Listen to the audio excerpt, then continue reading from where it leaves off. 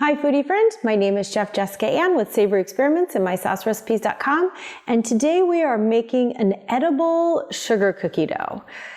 Okay, so in my book, all cookie dough is edible. In fact, I firmly believe you should test cookie dough and cake batter before you actually make the baked good, because that's where it tastes the best, but not everybody agrees with my logic there. So this one is a safer to eat, single serve sugar cookie dough. But before we get started, make sure you like, comment, and subscribe so you get our videos. They come out every single Wednesday. Okay, I have a bowl here of flour. This is the most controversial part. It is not heat treated, okay? I grew up licking the batters with my mom. I still let my kids do it today. I still do it. If you really need to heat treat your flour, you go ahead and do it. Put it on a very low setting in the oven. I believe it's about 300. There are instructions in this post for 5 to 10 minutes. You can also microwave it, but you run the risk of burning it, and burnt flour does not make for good cookie dough. Okay, so I'm making a double batch because I have friends here with me today. So this is a half a cup of flour. We are going to add 4 tablespoons of softened butter to the mix. So this is not a hard recipe, but I will tell you the number one reason people mess it up is that they've melted their butter.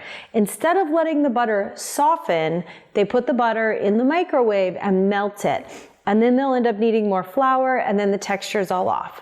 So make sure that you soften the butter. If you need this in a jiffy, because you really need cookie dough, and I've been there, believe me, I know how that feels, shred it using a cheese grater, cut it into smaller pieces, and with all of that surface space, it'll soften up a lot faster. Okay.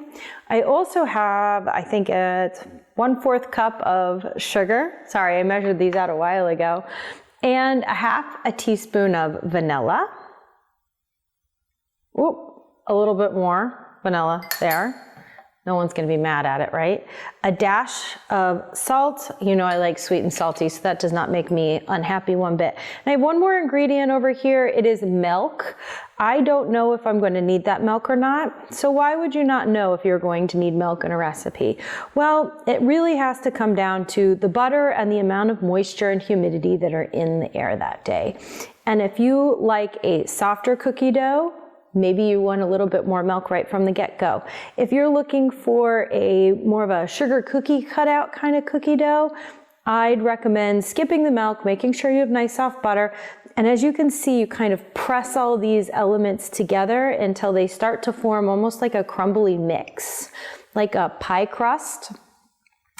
Keep at it. I promise you, they will come together and make a sugar cookie dough. You could, of course, use an electric hand mixer if you wanted to here, but generally I'm doing this late at night because I'm up late working, and I'm just trying to throw something together to have a sweet treat for myself. So making extra dishes with a hand blender is not on my agenda.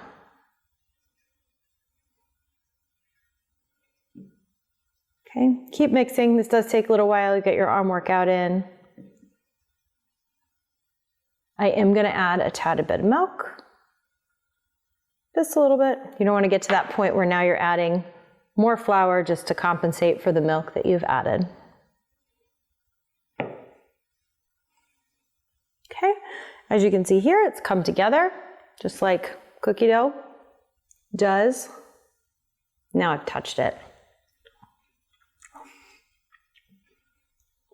Why is it so good? So good. Okay, before we're done though, as my daughter would say, need sprinkles. No cookie dough is done without chocolate chips or sprinkles. So there you go. I am going to dig in, but from my kitchen to yours, have a great day. We're so good.